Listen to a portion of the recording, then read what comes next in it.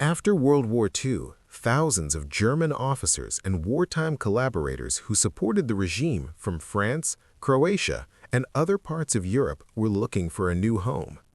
Many of them knew that they might be trialed and judged for their crimes and actions. Their goal was to flee, preferably as far away from the Nuremberg trials as possible. Well, the question is not about the reason of their running, which is obvious, but why did so many of them choose Argentina as their new home?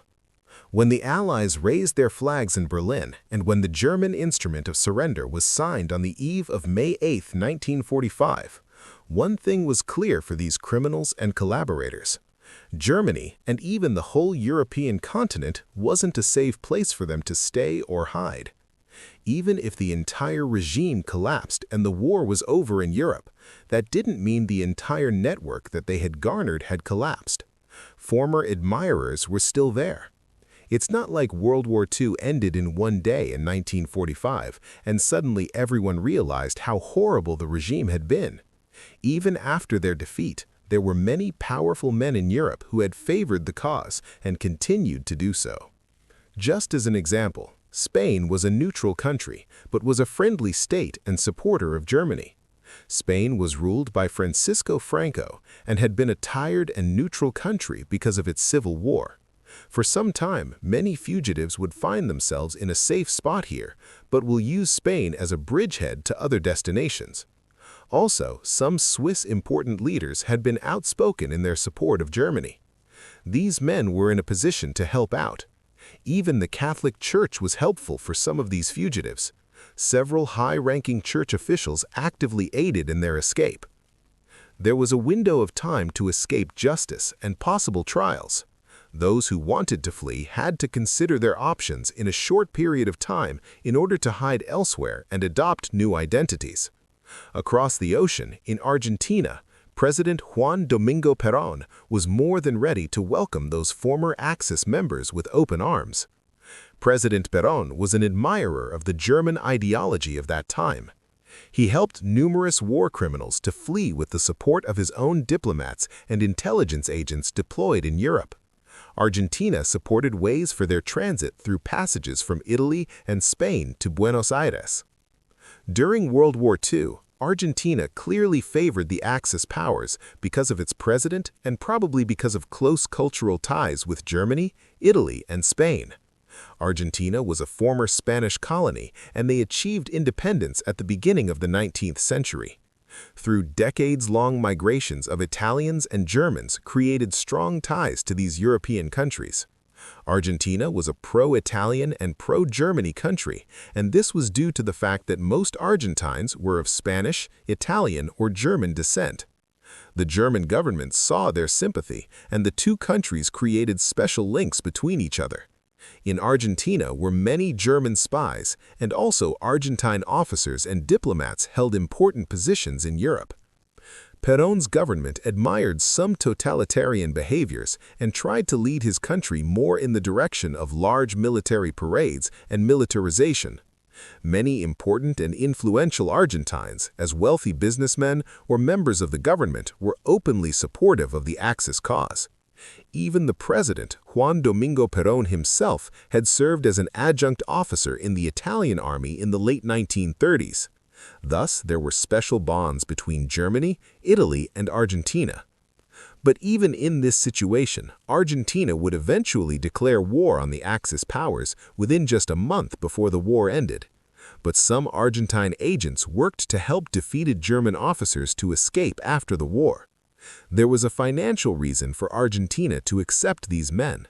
Some wealthy Germans and Argentine businessmen of German descent were willing to pay the way for escaping runners. In 1945, as the Allies were cleaning the last remnants of the Axis, for many it became clear that the next great conflict would come between the USA and the USSR. Some people, including Perón and some of his advisors, predicted that a new world conflict would break out soon between the Allies and the Communists. This thought was seen so realistically by many, and in this upcoming inevitable conflict, third parties such as Argentina could tip the balance one way or the other. Perón envisioned Argentina taking its place as a crucially important diplomatic third party in the war and emerging as an important actor on the world map. Knowing that these fugitive criminals were also anti-communist, the Argentinian president thought that these men would come in useful in the possible upcoming conflicts between the USA and the USSR.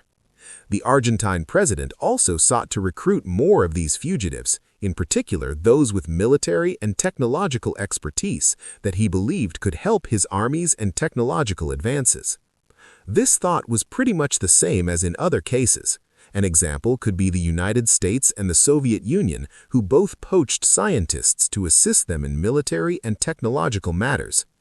Even if for so many Argentina represented a new home, a new way to live untouched and hidden, but the situation slightly changed.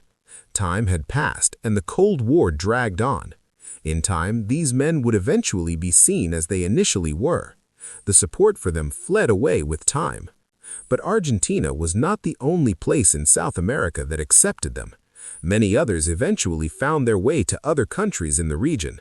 Hundreds migrated to places like Brazil, Chile, Paraguay, and other parts of the continent.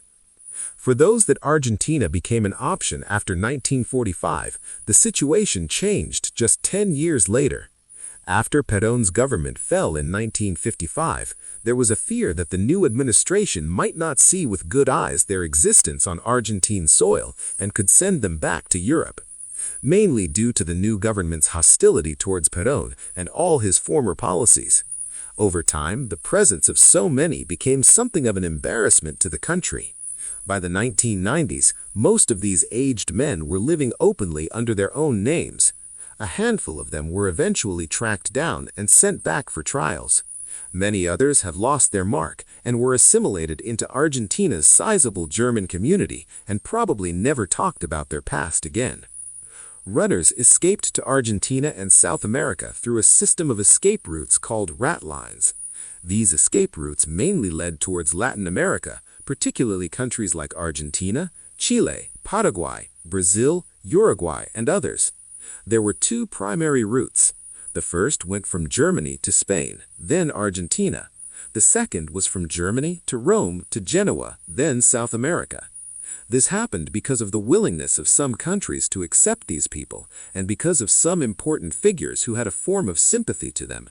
But there is also another big reason for their escape to Argentina: geography. Looking at the map of 1945, we can see that Europe was obviously not a good place to hide, even if some of these people found themselves in countries like Portugal, Spain, or Switzerland.